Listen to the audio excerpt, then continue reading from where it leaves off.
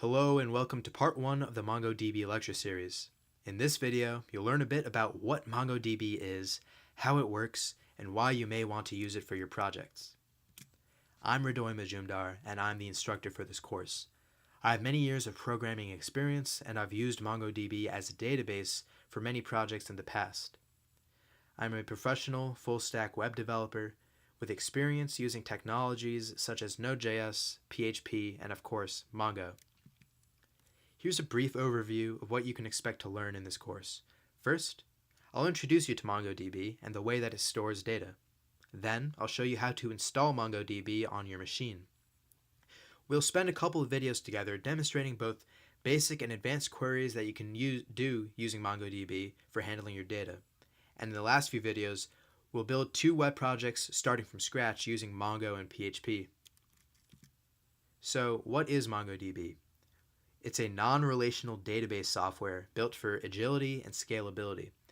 It was started in 2007 and is maintained by MongoDB Inc., which is headquartered in New York City.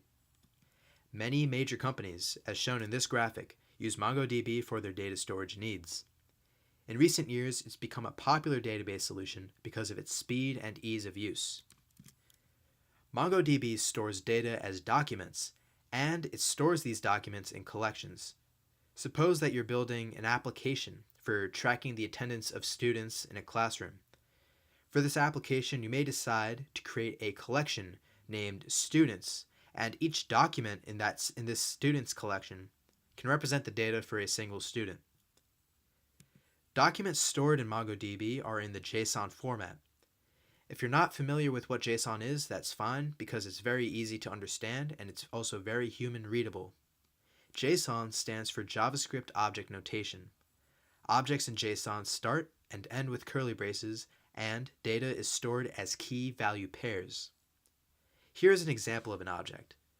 You can store strings like John Doe, or you can store numbers like 42 without quotation marks. And you can also store arrays, for example, this array of strings right here. You can also store objects within objects. Thank you, and I hope you enjoyed watching this first video in the MongoDB lecture series.